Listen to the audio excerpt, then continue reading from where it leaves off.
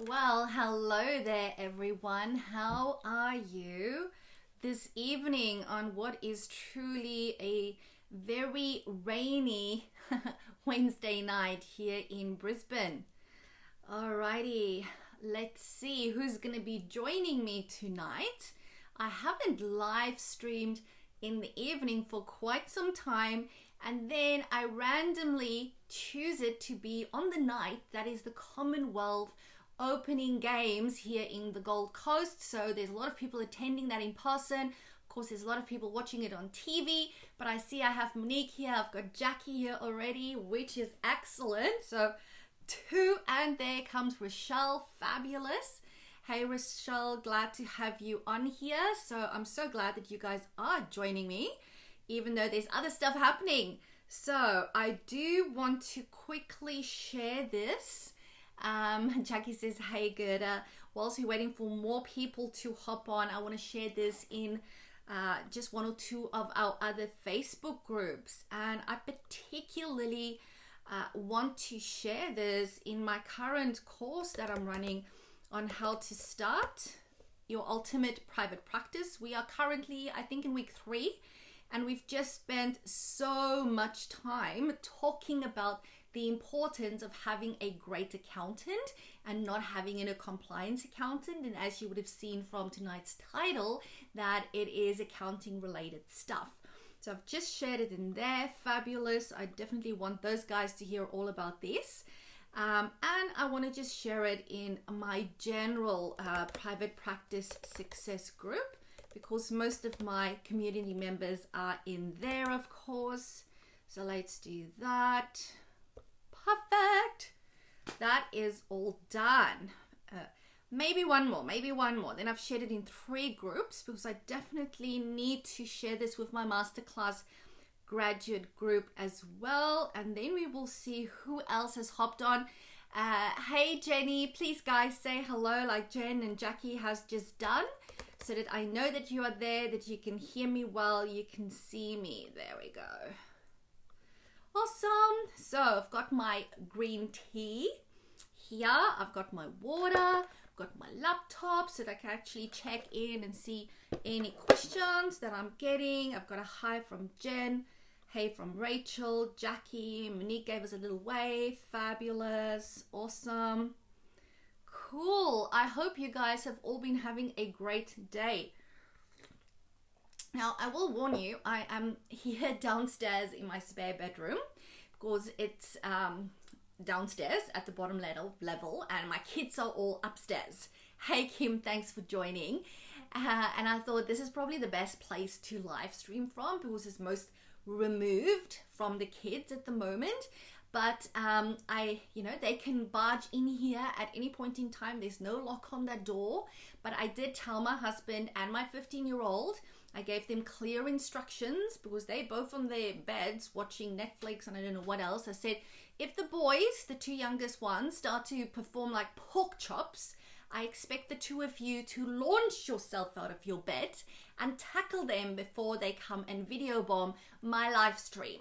So they've got the instructions, but it could still happen, okay?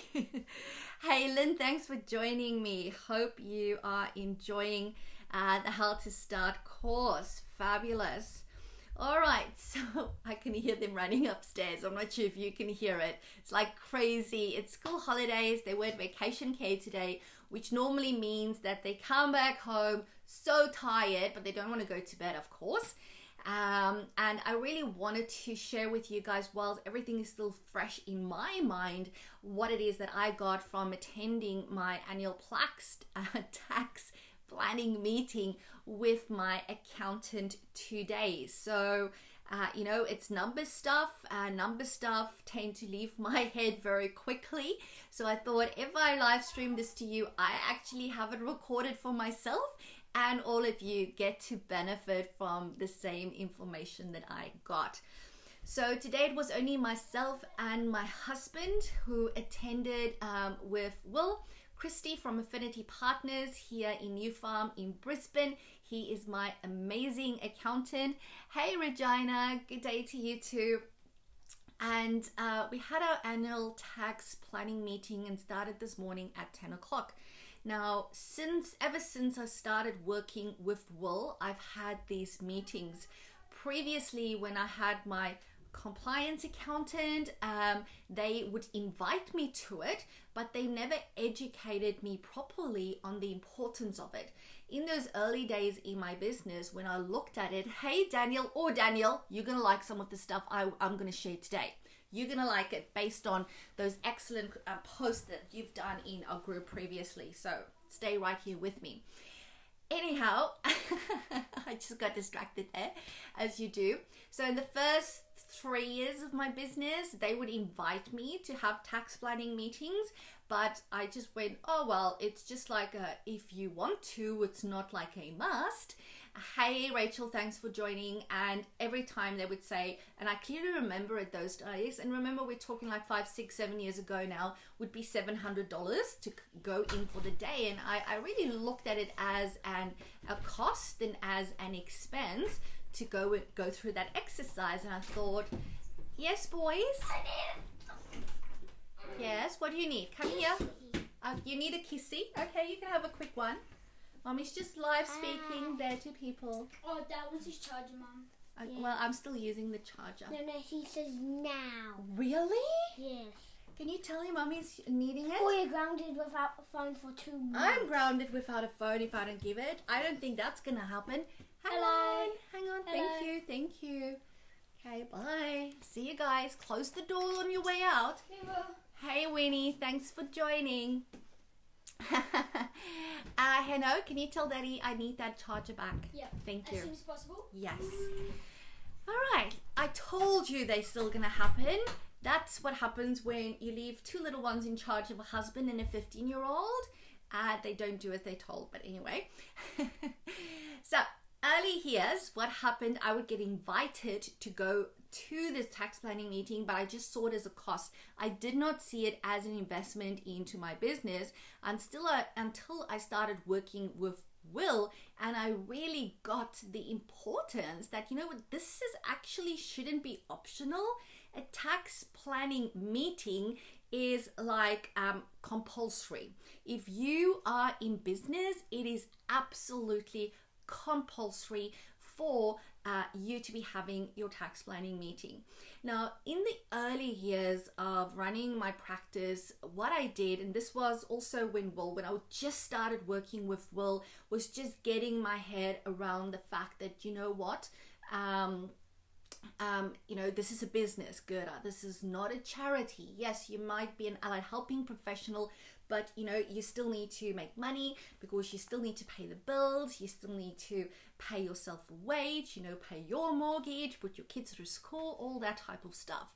And at that time, looking at the numbers was a really scary thing for me to do. And what I would do in that first 1 or 2, 3 actually years with even starting to work with Will is that I would actually, when I would go to these meetings, I would invite my operations manager at the time to go. I would invite my accounts person to go. I would invite my business coach to go because I felt like I didn't know enough about numbers. And then what tended to happen, let me just put this off here, low power mode. And then what tended to happen at these meetings is that I would find myself sitting back and find them having this discussion around my business.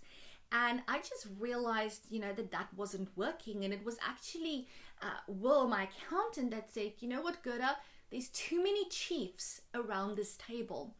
And when there's too many chiefs around the table when it comes to this type of thing, it really becomes a bit of a waste of time because people can't agree, all that type of stuff. So these days when I go, it's just me and my husband. Okay, we are ultimately the chiefs in charge. If the pawpaw hits the fan, we are liable and responsible. We carry all the risk and the buck stops with us. And initially when it came to this stuff, I thought, well, I don't know all the stuff that I should know, but you know what, even if you don't like it, it is your job to educate yourself on the numbers and the most important ones that you need to look at. So these days, our meetings are much shorter. In the early days, a tax planning meeting might go for like 4 hours because there would be so much discussion around the table. And these days, I think today we went for like an hour and a half. Okay, so it still went for like 90 minutes, but you know, I do have 3 companies to discuss. So it's really like if you break it down, 30 minutes per business in terms of what we do. But obviously now we're accustomed to what it is that I'm hearing, what's happening, that type of thing.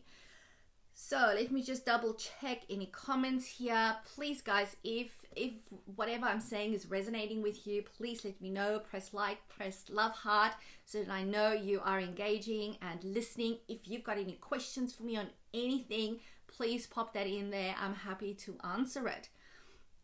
All right, so I guess I've made 2 important points thus far. First and foremost, annual tax planning meeting, it's compulsory, number 1.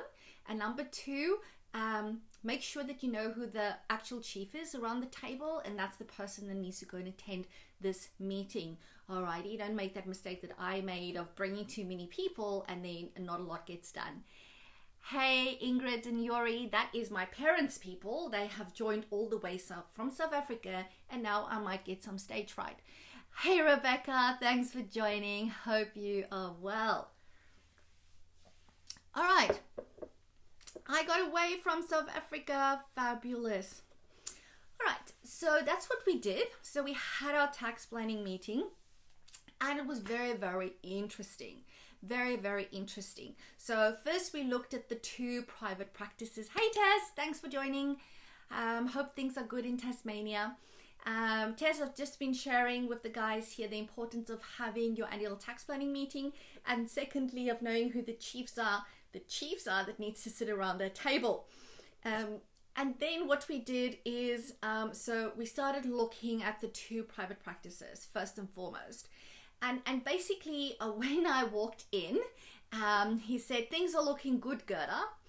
And when Will says things are looking good, that's normally my version of things are looking great. Okay. So I knew when he said that, okay, relax, it's all good. And basically the feedback I got was that both practices were almost like a mirror image of what they were last year this time, which really tells us that the practices are chucking along pretty well. Most of you would know. Hey Rachel, thanks for joining. Most of you might know that both my 2 private practices, I operate them as 2 separate legal and independent entities. So it's not just 2 separate locations, they are on the books 2 separate entities. Each one is a company and each one has a trust. Each one has its own ACN and its own ABN.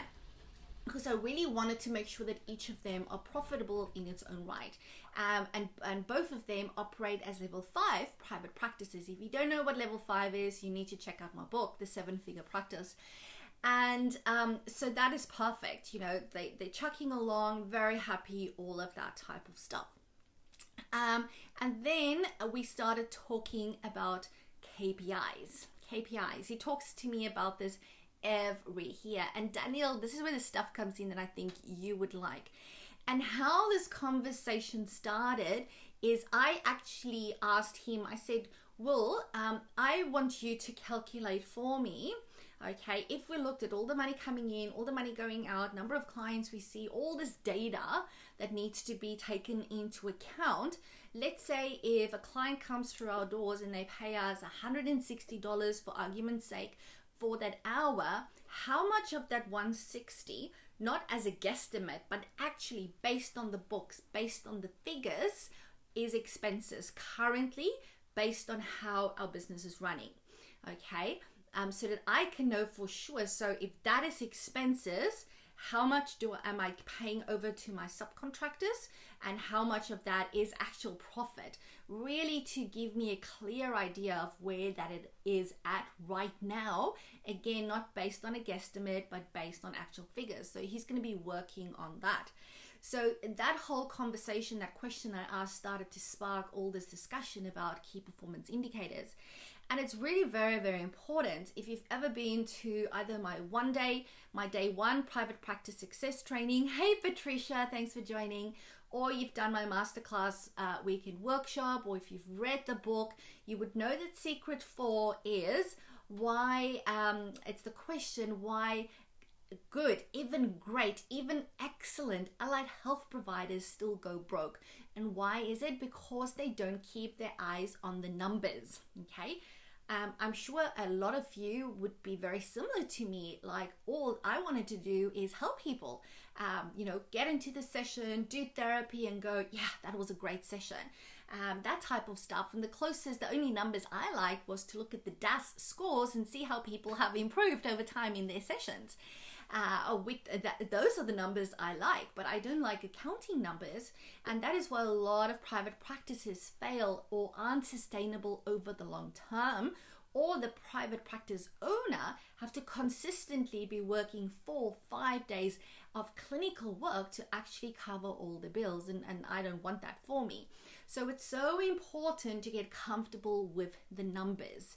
And I touched on that when I just started speaking at the start of this live stream. I can't overemphasize it.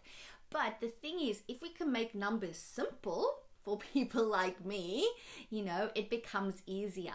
In everything I do, I follow my 3 E's. First of all, it needs to be ethical, it needs to be easy or I won't do it, and it needs to be effective or why should you do it? And if it's not ethical, you just can't do it. It's against the rules. So those are like my 3 rules when it comes to anything that I do in my business. And I think it's very important when it comes to numbers, so that we're not going to be scared of numbers. Does that make sense? Hey, Nyleave, thanks for joining. Guys, please be sure to pop in any questions you might have. I'm actually looking at questions on the actual Facebook page, my page, although I've shared this in the groups as well. So I'm hoping I'm not missing anything. And anyone, if I do, I'm sorry, I will come back to those. Having a sip of my lovely green tea, trying to be healthy. Hey Susie, thanks for joining. Yeah. So, when you hear the word key performance indicators, you're probably going, oh no. And I do know that some of you, like Daniel, loves data. Okay. I'm so happy that currently, that he come up with a number good. And no, Jackie, not yet. Not yet. He's going to have to go run some formulas and stuff, and he's going to let me know, and I will let you know what he comes up with. So I'm very eager to know what that is. So the thing is, if you don't like numbers, Jackie says, I love data. Oh, you're so lucky that you love it. Hey Mel, thanks for joining. I think it makes it much easier if you're a lover of data. But if you're not like me, that's okay too. And it's about them making it simple and easy so that it's not that scary anymore or anxiety provoking to actually look at it. All right. So let me just do this. Here we go. And I'm just going to refresh this again. All right. So where was I? So KPIs. I started talking KPIs. But before I get that, an interesting thing, and Daniel, again, I'm sharing it for everyone, but I know that you're going to like this part. We were looking at the profit, because obviously this is a tax planning meeting. So really what they look at what is your actual income and expenses as of today. And then they go based on this, what do we project your annual books are going to look like come June 30, 2018, and based on this projection, this is how much tax we think you're going to pay. So it's all about how do we minimize tax, alrighty, which means that you have to look at your profit. So we looked at the profit, and then we started having a discussion on what percentage of return on investment do you or should you as a practice owner expect to get from your practice. And there was actually 2 specific numbers there that I want to share with you, and I've just got it on my laptop. I actually typed it up. So if you think of, so this is the income coming into the practice, my total gross income from everything, okay, and then I've got all my expenses. As a business owner that carries all the risk, what percentage return on investment should I expect to manifest in terms of profit on the books. Does that make sense? Am I explaining this right? Let me know if you don't understand. So he said, for somebody like myself that's not working in the business, it's different to somebody if you're a principal and you're still working in the business, okay? So you need to be mindful that I don't work in the practice at all. Currently, the practices doesn't pay me. Up until a couple of years ago, I wasn't working in my practice, but they still paid me. Probably up until 2 years ago, I was already doing private practice Success Australia, billing through PPS, doing workshops, doing training, being hands off with the practice, but the practice still contributed to my salary. And then I just went, no, I'm ripping off the Band-Aid. I'm ripping out that safety blanket from underneath me, because that was a safety blanket. Getting a wage from each of my 2 practices was a safety blanket. And I said that I'm never going to step up and do what I need to do in private practice Success Australia if I don't have to work for it. That's just how I am. I'm not one of those people that get motivated by wanting to make $1 million. Okay, that's not me. I'm motivated by pain. So people are either motivated by pleasure. Let's say I want to make so much money, or I want to go on 3 overseas trips, or I want a 3-story house, or I want to live by the beach, and I want 5 investment properties. That doesn't motivate me. It motivates a lot of other people.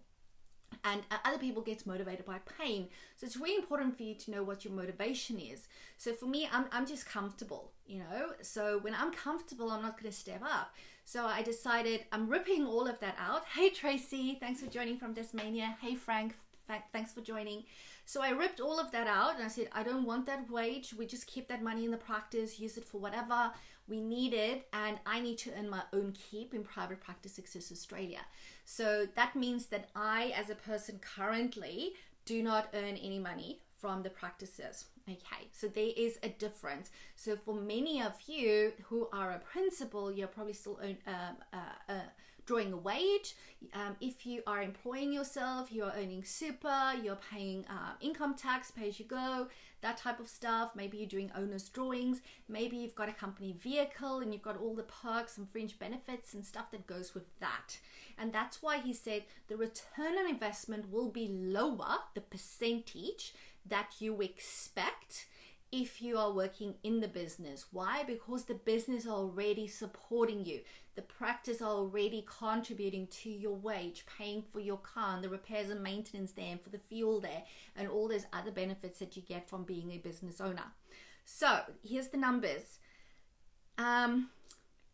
So if you are still working in the practice, you need to expect 8%, okay, return on investment. 8%. So this is profit before tax. That's the ROI. Let me just copy this. And what I might do, I might actually pop it in the comment section so that you can remember and you've got a fast way to get it. 8% profit before tax ROI. Copy this in here. Is expected if you are drawing a wage, paying yourself super, and having a car. So let me go and pop that in here for you in the comments. Does this make sense, guys? Let me know. And have you heard the same thing from your accountant perhaps, or have you just not had this conversation with them? And then the other one, where's that one? Here we go. All right, so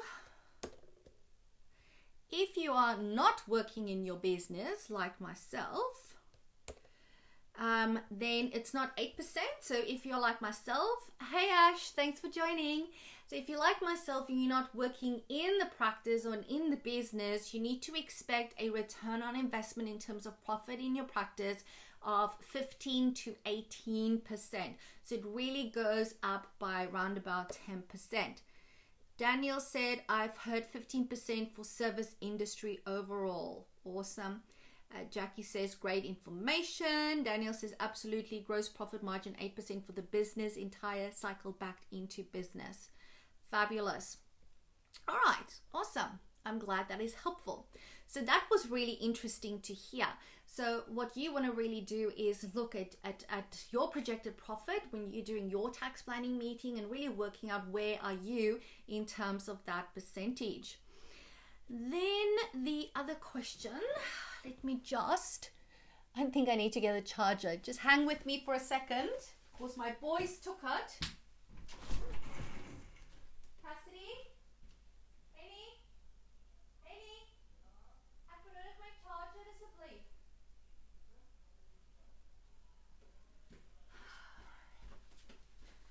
Okay. Put the call out to say I need that charger back now, because I can't just go dead here and stop talking. Jackie says, yes, I thought 15%. Perfect. Of course, the higher the better. That's just the expected. Can you charge that in for mommy? Plug that in, I mean, for mommy. Thanks, Hannah. Awesome. All right, so that's the first really important thing. You got it in? Perfect. No, not the laptop. Thank you. Thanks, Mister. Go close that door when you're done. Okay. All right, just close there. Thank you, Hannah. That's all good. Awesome. All right, so that is return on investment that you need to expect as a practice owner. All right, so let's get back to KPIs. Let me just double check here if there's any more comments or questions. Okay, so then I thought I would sneak in another nice little question because I'm actually in the process right now of reviewing my masterclass weekend workshop manual, because I'm running my first workshop in 2 weeks time here in Brisbane. And what I normally do at the start of the year, before I run the first one for this here, I normally go through all the content, make sure it's all up to date, current, look at, if there's anything else that I can add in. Not that I think that I can, because it's so full of darn content. It's such a rush getting through all that stuff on that weekend that I really can't fit more stuff in. But there's a very important section on key performance indicators that I share with the guys. So I asked Will today, what from your perspective, Will, as an accountant, what do you recommend is the 4 most important KPIs that we as private practice owners need to look at? So who is interested in hearing that? Okay. Daniel says, do you translate KPIs down to clinicians in a format of dollars or client retention rate? Often wondered about deliberately drawing attention to the financial reality through KPIs. Well, interesting question, Daniel. So normally we would do it in terms of retention rate, but Will wants it to be in terms of dollars. Okay, obviously he's an accountant, and that is actually one of the 4 KPIs. So let me take you through it. So the first KPI that he said you need to look is that you need to look at your debtors. So debtors is basically people owing you money. So ask yourself, when last did you go into the back end, the report section of Power Diary, of Core Plus, of HealthKit, of whatever it is that you use as your practice management software, and actually run a debtors report?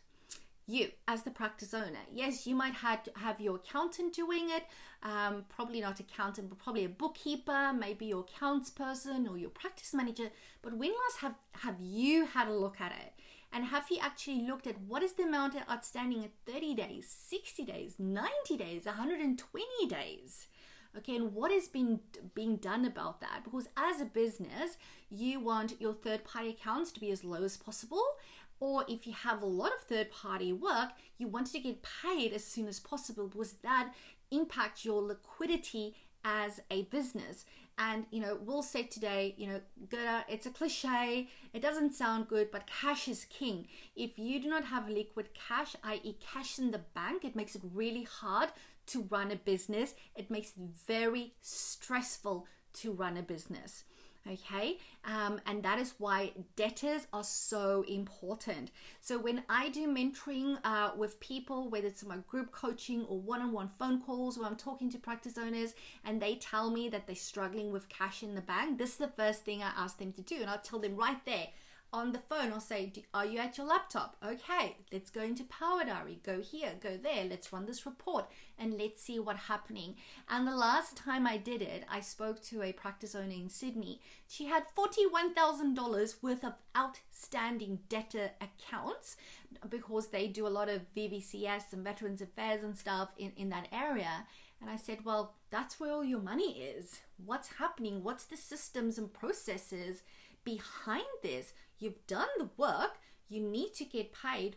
You know, where in that system, in that process is the holdup? How do we speed this up? What can we do? What process do you have? Or is it just a random check every now and then? It's so important to do that.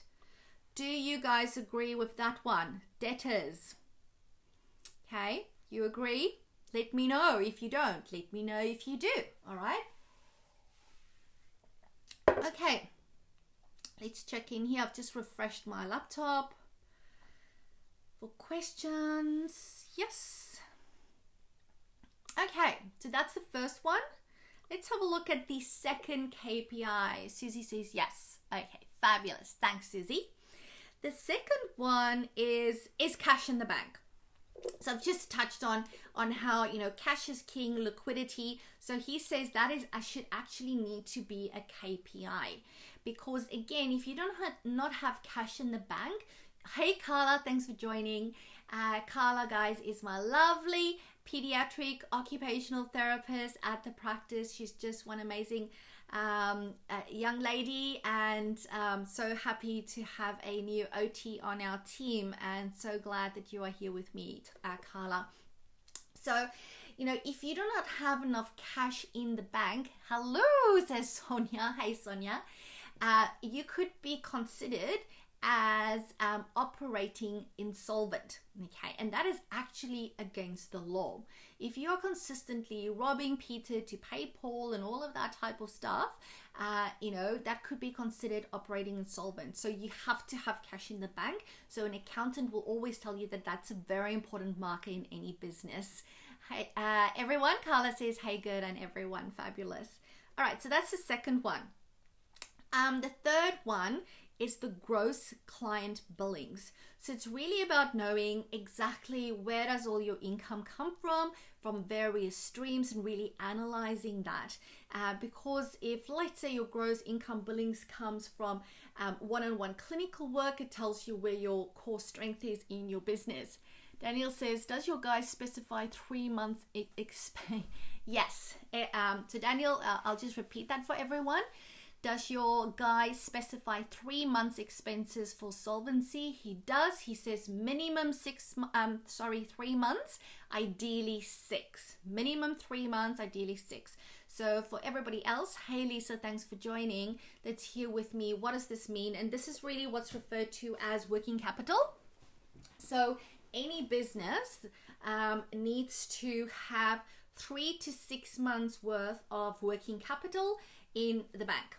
Okay, whether you keep that in a little squirrel account where you save all your extra cash, or it's just in your everyday account that you use. So basically you need to look at, let's say if it costs you $50,000 to run your practice every month, so that's your expenses, average expenses on a monthly basis, times 3, that would be 150,000 is how much money you should have put away in a little squirrel account for when the pawpaw hits the fan and there's another global financial crisis, or Trump does something and the whole economy of the world is shattered. I guess anything can happen. That's what you need to have in the bag. Now, I wonder how many of you actually have that amount in the bank. Okay, and this is probably a very scary question. So we'll set minimum 3 months, ideally 6. If you've got 6, you're very, very safe. You can sleep easy, rest assured. All right, so that's the first 3. Now the fourth one, and this also answers part of your question, Daniel, in terms of what did you ask? You know, do we look at KPIs for clinician in terms of dollars or in terms of retention rates? He refers to the last one as employee or contractor productivity. So looking at the productivity of your team, irrespective of whether you employ people, irrespective of whether you subcontract people, you need to know how productive is my team member. If your business, let's say you've got a mobile clinic and your clinicians are out there from 9 to 5, how many people do they book?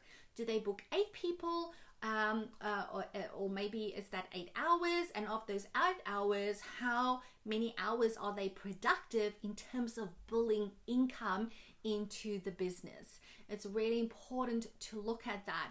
And what they do is they actually have these reports that he's not going to get me to do with my team, because I've always shied away from making it about the money, because it's not about the money for me.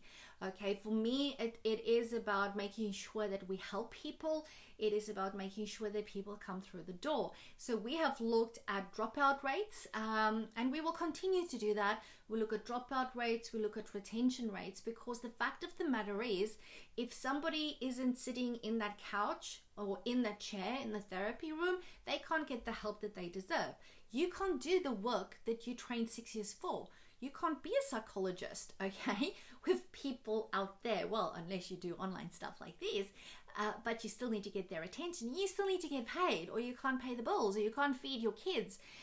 But people need to be in the therapy room in order to get better. And that's why we look at retention rates. We also look at dropout rates, because I always say if somebody drops out of treatment prematurely, I need to know why, because I do not want any person coming through my practice doors to have a negative experience with us as a mental health service provider, because when that happens, it adds to that stigma around mental health, and I will not stand for that. That's not part of our vision and our mission. Part of that for us is to make a difference, and part of that is to reduce the stigma around mental health. And when people have a negative experience at our practice, they're going to go, oh, that didn't work, that didn't help, I'm never going back there. And we do not want that. So we need to know when people drop out. We need to know why that happens, so that we can look at, is it, our systems? Is it our processes? Is there anything that we can do to fix this? But from a business perspective, and any other business out there, and sometimes we do think that we are different to other businesses because we're helping professionals, and maybe we do something different, but on a fundamental business level, that's what we are. We are a business. We are a service related business, and businesses need to make money. And even if you don't want to, you have to look at it in that way, because the thing is that money is actually a good thing. Money is a resource. Money is a resource that you can invest back into your practice by buying better resources, maybe buying an ADOS kit for your practice, maybe getting somebody in to run a group supervision with your team, or have a guest speaker come in to your PD day and really educate your client, your team, so they can do better work. Maybe you can send your admin person on a customer service course. Jackie says so true. Hey Rachel, thanks for hopping on as well. Money is a resource that we can use for good, or you can use it for bad, and I prefer to use it for good by reinvesting it back into my practice. So we have to look at the money side of things. So it's really about going, how productive are your team? And I think, and this is part of the discussion I had with Will, and his words to me was that when you have employees, more of the risk is on you. So if you have employees at your practice, this exercise is a must do. Having a productivity KPI of your team is like a no-brainer. You need to do it. He said with subcontractors, the risk is shared. And that's why I've always liked the subcontractor arrangement, because I think it's more fair. You don't get paid, I don't get paid. But with an employee, I always need to pay you, even if I don't get paid, and I don't like that.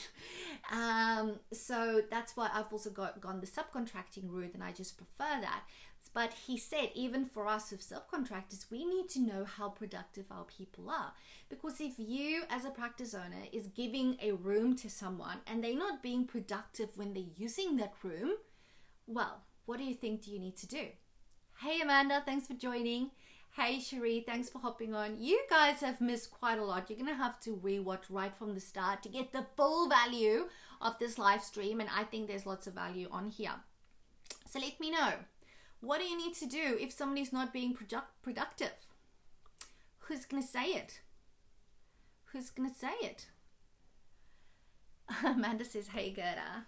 Well, if you have given a room to somebody and they're not being productive and they're an employee, you need to have a discussion with them. Amanda says, yes, I will rewatch. You need to raise that with them, and you might need to engage in some performance management with them. If you have a subcontractor, you need to talk to them about it because they're obviously not delivering on the results and outcomes that you are expecting of them as part of their contract. As Susie said, performance manage. Yes, you got it, Susie. And and ultimately, if you've got employees, you've got a set performance management process that you need to follow. If you've got subcontractors, I won't call it performance management because they're not employees, but it's more having discussions about that you're not fulfilling your obligations under your contract, which is for you to do A, B, and C. How can I help you to get there? What support do you need? What needs to happen for you to be able to reach those outcomes, and having those conversations and giving them time and giving them support. But at the end of the day, if they don't come to the party, that's when you might need to let them go, because you can't have a room sitting there with somebody twiddling their fingers and clients are coming through the doors. And I'm not talking about because there's not enough marketing, you're not getting enough referrals. I'm talking about people that's not good at retaining their clients, not good at managing their caseload, and it all comes down to caseload management. I can give two different clinicians the exact same caseload, and one will have one set of retention rates and dropout rates, and the other one will have another set, all based on how they manage their caseload. Okay, I could probably do a whole bloody training course on that. And it all comes down to that. And I've seen it over the years. And I've seen the habits of great case management, and I've seen the habits of really sloppy, bad, lazy case management, and I won't stand for that. And these productivity reports really helps you get very clear about these two. The other thing that he said that wasn't really relevant to me, but we still had the discussion because I know it's always relevant to some of my clients through Private Practice Success Australia, of course, is that when with employees and managing requests for salary increases, so let me just, before I start this new thread, Tracy says, yes, please, good content. Okay, just checking for more comments as we go through this. Let's see, just highlighting this. Oh.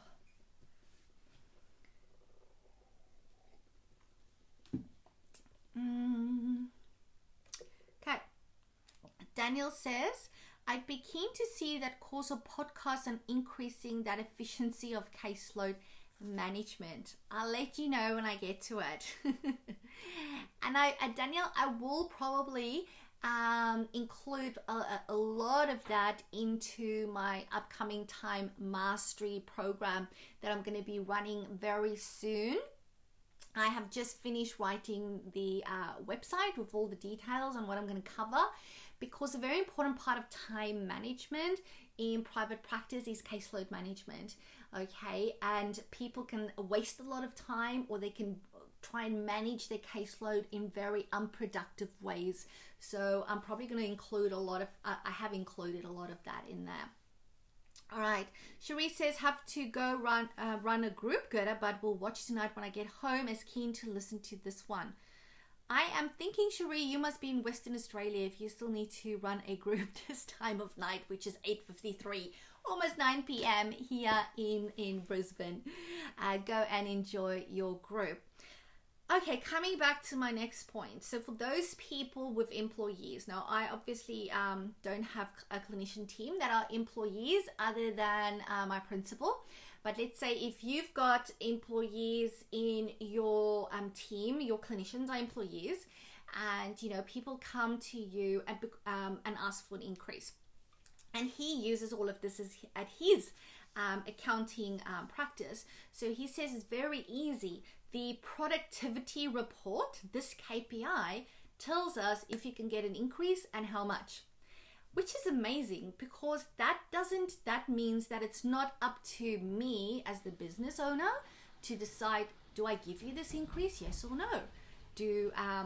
And people often go, oh, you don't like me, or it's because we had an argument about that thing, you still holding it against me, so now you don't want to give me an increase. It makes it very black and white and very clear cut, because if you go to that meeting when you're having a salary review meeting with someone, you take out your productivity report. If their productivity is 80%, where it should be 100 based on what you've agreed at the start of the year, then they can't get an increase. If their current productivity is at 110%, yeah, of course they can. If their productivity is at 150%, you can give them way more money. Okay, because they're earning it, and it really brings merit into the process. Now, I'm making this very clear and simple. Like, I haven't gone through this exact exercise with employees. That's just what me and he had in this discussion. All right, so I can't give you all the details, but we are going to go through this process, probably slightly a bit different. I don't know yet how I'm going to get my head around in a way that sits well with me and that fits, because whenever I bring something new into our systems and practices at the practice, it's like, like the early years with my business coach, where they would tell me, this is what you need to do because we want to get to this result. So Will is telling me now, this is what we need to do because this is the result we want. So I now have to take all the stuff from today, and it's just like, it's been a couple of hours since then. I haven't made a decision what I'm going to do. And then I process it and I put it through my filter of ethical code, of APRA, all the ethical code guidelines, of the way I look at my clients, the way I do stuff and run my practice, the way the values in my practice. Hey Rhonda, thanks for hopping on. And all that stuff, APRA guidelines, and I put it through my filter and I go, how do I make this work for private practice? How do I make this acceptable to my team, where they're going to embrace this and see this as a good thing? Because ultimately, if we're productive, we are helping more people. When we are productive, we are helping people more effectively and in better ways, which means that we are more productive and we can reach more people. Our ripple effect starts to increase when we do that, right?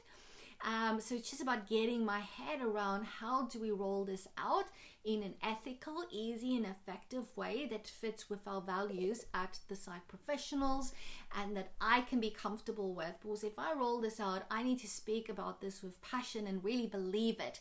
Because if I have a half-assed belief in this, just because the accountant said so, it's not gonna work. For me to put my complete energy and support behind it, I need to have utmost belief in it, and I'm still going through that process of really going, okay, how does this make sense to me? Daniel says, love the idea of making it clearly database. Exactly. And I like the fact that there's merit to it. So it's not because we are friends and we go out for lunch, and we aren't friends because we don't go out for lunch. It's like, are you productive, yes or no? And the numbers never lie. Jackie says, love that too. Lynn says, won't clinicians argue different complexities of client presentations or specialities? In terms of what, Lynn? I think, no. They could argue, but I am very much, is that just an excuse?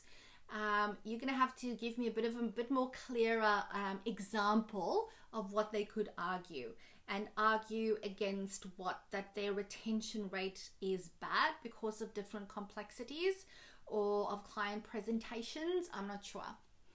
Let me know. I'll wait for your comment. Alrighty. So those were the 4 then KPIs. To summarize: debtors, cash in the bank, gross client billings, and employee/subcontractor productivity that you absolutely need to look at. What else? Any questions, guys? Any questions? Tracy said, internet going wobbly, skipping a little my end. I'm not sure if it's you or me, Tracy. We have had a lot of rain here. I think we're having like the tail end of that cyclone or something that's a bit up north. Daniel said it would be interesting to work out the actual formula for productivity that factors in non-billable work, although I guess that would be really influenced by efficient systems. Exactly. And also, first of all, there's the process and there's the person. So whenever something goes wrong in a business, any business, whether it's your business or your private practice or any other business, you always need to look at two things. And the first thing you need to look at and ask yourself is this a process issue? Is there actually a process? Is this process efficient and effective? And if you go, yes, tick, tick, tick, for the process is fine, that's when you go, okay, is this a person problem? Is it the person that aren't following the process?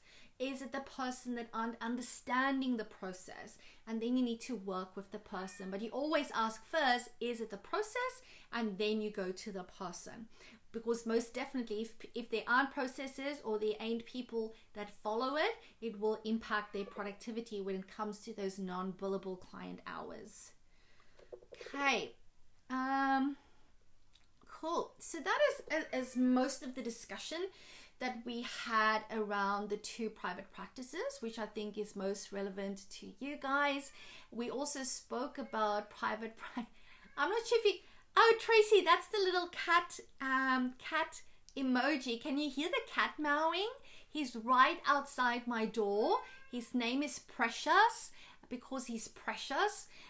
He's a boy. Of course, the kids named him because I think Precious is a girl name. But anyhow, he is so demanding. It's because the door's closed and he wants to come in and I'm not getting up to open the door for him. So I'm assuming that's what the little cat emoji is all about. Yeah, so that was the main discussion around the two practices. And then thirdly, we also, of course, spoke about Private Practice Success Australia, which is my little baby because it's still a new business. I guess Private Practice Australia is now in its fourth year, I think. 2016, 17, 18. Yeah, third or fourth year. I'm not good with dates or keeping track of that type of stuff. Tracy says, yes, Precious is looking for love or food.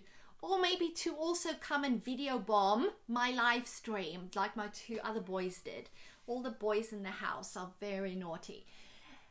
So we looked at PPS and I must say I was really grateful and blessed to hear that PPS is doing well as well. And we have really almost doubled sales in Private Practice Success Australia from the last financial year. And I really went, okay, that's amazing. And I was speaking to Will and we looked back at our discussion last year. And last year, Will said, PPS, Private Practice Success, is doing really very well. And I said, yes, it is. And you know what, Will? I'm going to double it in the next 12 months. I'm so motivated to do this. I'm so motivated to get out there and share my knowledge and my experience with people in private practice. And when I was there today and we spoke about it, he said, you're on track to do this, Gerda. And I said, yes, I am. And I'm going to do it. And you know what? I haven't even been focused on the numbers. I made that decision at the start of the last financial year, which was July 2018. And because I'm not a numbers person, I don't really check a lot of those numbers. I just do my thing. Which is, show up, message, provide as much value as I can, run my events, and it just happens. But really what was interesting for me was the fact that I was able to do that. Hey Valerie, thanks for joining. That I was able to do that whilst not working anymore. Okay, so I've been able to do much more without putting in more hours because I told Will, actually I was driving into Brisbane City, me and Henny, and he calls me just after 9. So we left home at 9 because it takes us an hour. We're back. Okay. Amanda says, breaking up a lot. I'll watch the playback. Yeah, I'm not sure why it's doing that.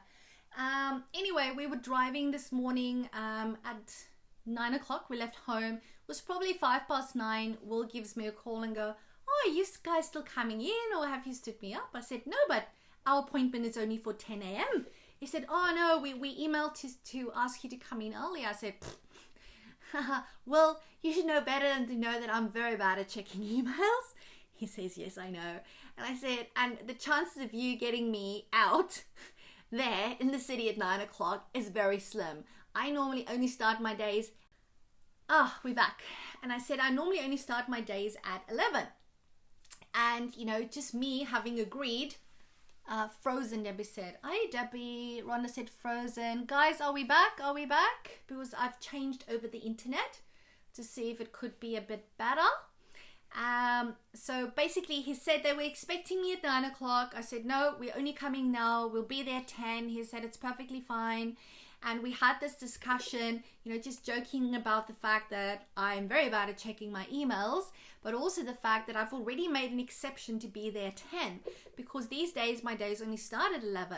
You know, I go and I drop off my kids, then I go to the gym, I come home, have a shower, have breakfast, and then only I start my day. And most days when it's school, I stop working at 3:30.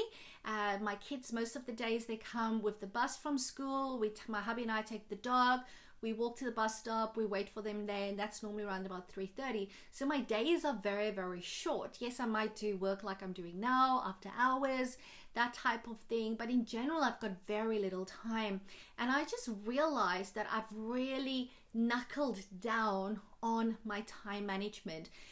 Over the last 12 months, I think what has made me become way more productive in the work that I do in Private Practice Success Australia is, well, first and foremost, I've changed my story in my mind around time and its availability to me. But I've also looked at all the stuff that hacks my time, you know, the stuff that steals time from me. I still do stuff like watch Netflix. I'm a big Netflix watcher. I love to listen to podcasts and stuff. So I still do a lot of other stuff, but I do it by making a conscious decision in terms of what I'm going to spend my time on. Alrighty, I've gotten much better clear on my boundaries of what I will and won't do, what I'm available for, what I'm not available for. And I really think that if I look at what I've been doing differently since last financial year and this financial year, a lot of it has been to do with the way that I manage my time and the way that I organize myself, which is why I'm very excited. I mean, it's not ready as yet, but to be launching very soon within the next 2 weeks, my time mastery for private practice clinicians and practice owners. Because I was thinking, you know, I do a lot of stuff for practice owners, and there's still going to be things in there, of course, for practice owners in terms of managing that balance between business and client work. But this course is also going to be for any clinician in private practice in terms of those case management stuff, you know, what to do when clients arrive late, you know, all of those questions that we have. So I can't wait for it. I don't have it all in my head. I've typed it all out, like 5 pages of typed out stuff, content that's going to go on the website. If you are interested in me letting you know when that time management course is ready to rock and roll, please let me know. I will be running it live, but it will be online for probably around 6 weeks. There'll be weekly trainings that goes out into a Facebook group and goes out into your inbox. If you don't want to be in the Facebook group, why wouldn't you wanna? So just let me know in the comments box section below, and I can let you know when that is ready to go. I'm so excited for that, and I'm also going to get some of them are on this live stream, but I'm going to get my complete clinician team to do this course. Obviously, they get to do it for free because, you know, they work for me. So I'm going to get all of them to do this program because I know it's going to be so beneficial for them to manage their time better. All right, so I am going to love you and leave you because the internet is not working that awesomely tonight. I'm so excited to have had so many of you live here with me. I truly hope that this has been interesting. In the live stream, in the live stream title, what did I call it? I called it where is it here? What did I call this? KPI tips straight from my accountant. I promise I'll make it interesting. And then it's the dancing lady. Sorry, no dancing by myself. I thought, how can I make this a sexy topic? Very hard to do. I hope it was interesting at least, because as usual, I just give it straight off what it's in my head, what's in my heart, no filter, and I hope you take it in the way that it was intended, to just be pure and awesome content and value for you. I better go sort out Mr. Precious outside the door and see if he's hungry, what's up with him. Please have an amazing night, have an amazing week, and remember everybody, all you need to do is say yes to your very own ultimate level 5 private practice, and I'll speak to you all very soon. Bye for now.